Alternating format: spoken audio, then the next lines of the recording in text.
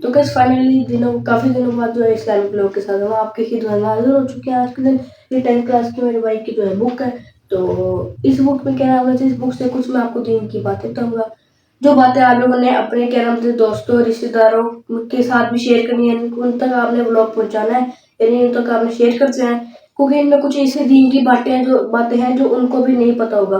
تو یہ باتیں جب وہ سنیں گے تو ان تک بھی پیغام ان باتوں کا پہنچنا چاہیے. تو چلتے ہیں آج کے بلاگ کی طرف. سب سے پہلے میں نے ایک بک لی ہے اسٹاک پر, تو ہمارے پاس یہ بک آ چکی, ٹھیک ہے. اس بک میں سب سے پہلے پڑھتے ہیں. سب سے پہلے اس بک پہ لکھا ہوا ہے اپنے قریبی رشتے داروں کے ساتھ اچھے اور بہتر تعلقات قائم کرنا, یعنی آپ اپنے رشتے داروں کے ساتھ اچھے بہتر تعلقات قائم کریں, ٹھیک ہے. آپس میں اتفاق سے رہنا, دکھ درد خوشی اور غمی میں ایک دوسرے کے شانہ بشانہ چلنا, ایک دوسرے کے ساتھ رابطہ رکھنا اور ایک دوسرے کے ہاں آنا جانا. یعنی کہ اب اکثر ہم لوگ آج کل اس طرح لوگ ہیں, ہم لوگ اپنے کام میں بزی ہیں, رشتے داروں کی طرف نہیں کرتے, رشتے داروں کے پاس اتنا ٹائم نہیں ہوتا کہ وہ واپس آ سکے. پلیز ہمیں چاہیے کہ یعنی کہ ہر وقت تو نہیں کہ کبھی ٹائم نکال کے نا ہمیں ان سے ملنے جانا چاہیے, ٹھیک ہے. یہ نا اس طرح نہیں ہونا چاہیے کہ ہم ایک دو سال بعد جا رہے ہیں. اس میں ہونا چاہیے کہ ہم لوگ یعنی کہ ہر ایک مہینے بعد تقریباً چکر لگائیں, وہاں پر ان کا یعنی کہ وہاں پر جا کے دیکھیں ان کا کیا حال ہے, ان کی مدد کی ضرورت تو نہیں, کبھی بیمار تو نہیں ہے, ہر چیز حل حوال میں پتہ ہونا چاہیے.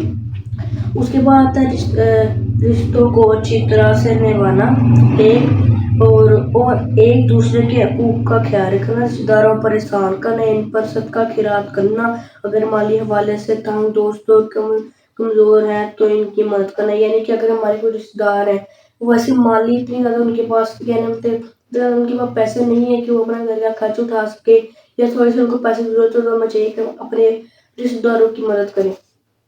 اس کے بعد مدد کرنا, ہر لحاظ سے ان کا خیال رکھنا, صلہ رحمی کرنا, جبکہ قریبی رشتے دار کے حقوق ادا کرنا, ان کی خبر گیری سے غفلت کی مدد کرنا, ہر لحاظ سے خیال رکھنا, صلہ رحمی کرنا, برتنی قطع رحمی کہلاتا ہے, ٹھیک ہے. اس کے بعد ہے کہ اللہ تعالیٰ نے قطع رحمی کرنے والوں کو نقصان اٹھانے والا قرار دیا, یعنی کہ جو قطع رحمی کرتا ہے وہ نقصان اٹھائے گا, ٹھیک ہے. جو نقصان اٹھانے والوں میں سے ہوں گے اللہ تعالیٰ نے یہ قرار دیا ہے. قیامت کے دن صلہ رحمی کے متعلق پوچھا جائے گا, ٹھیک ہے.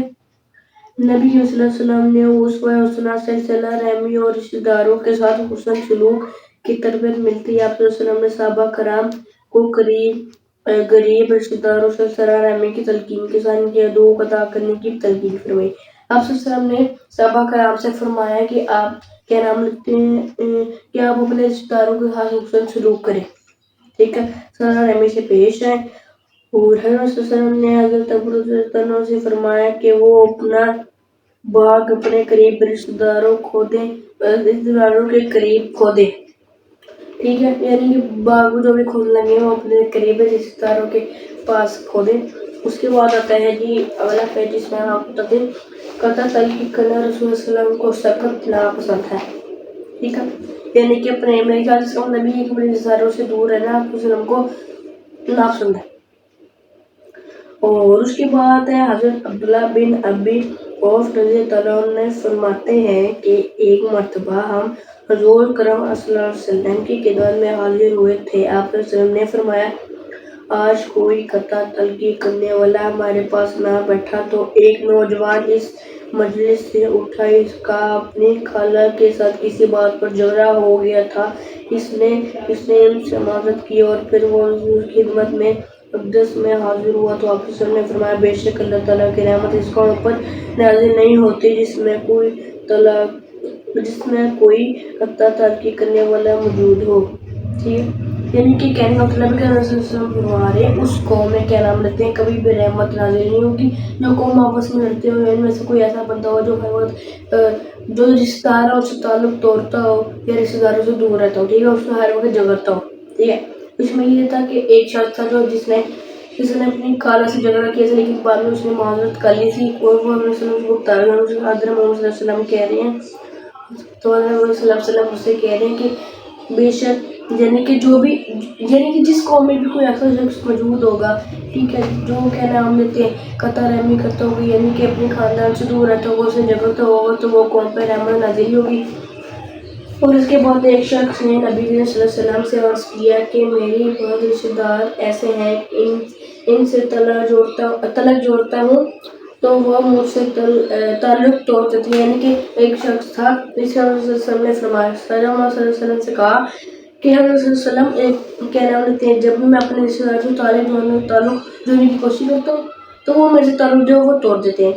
میں ان سے برائی کرتا ہوں تو وہ میرے ساتھ برائی کرتے ہیں. میں ان سے بربادی سے پیش آتا ہوں تو وہ میرے ساتھ جہالت سے پیش آتے ہیں. آپ صلی اللہ علیہ وسلم نے اس کی بات سن کر فرمایا، اگر بات ایسی ہے تو ایسی ہی ہے جیسے تم نے کہیں تو تم ان کو جلنی ہوئی راکھ کھلا رہے ہو. یعنی کہ اس طرح جو تم بتا رہے ہو تم ان کے ساتھ اس طرح کریں. یعنی کہ اس کے کہنے کا مطلب ہے شخص کہ ہم صلی اللہ علیہ وسلم میں ان کے ساتھ بھلائی کرتا ہوں لیکن وہ میرے ساتھ برائی کرتے ہیں. ہم صلی اللہ علیہ وسلم کہتے ہیں تم اس طرح کر رہے ہو کہ تم جلتی ہوئی راہ کھلا رہے ہو، اور جب تک تم ایسے ہی کرتے رہو گے تو اللہ تعالیٰ کی طرف سے ان کے مقابلے میں تمہارا ایک مددگار رہے گا. ٹھیک ہے، تو اس کا مطلب یہ ہے. تو آج کی کچھ اسلامک پاسبلٹی ہے جو میں نے کہا آپ سے ڈسکس کرنے کو کہ آج کے اسلامک بلاگ یعنی کہ آج کی فرائیڈے کی اسلامک بلاگ میں نے آپ کے لیے بنایا. تو یہ آج جو ہے بلاگ پوائنٹ کا صحیح سبسکرائب کر دینا. تو ان سے ملتی ہے اگلے بلاگ میں. اللہ حافظ.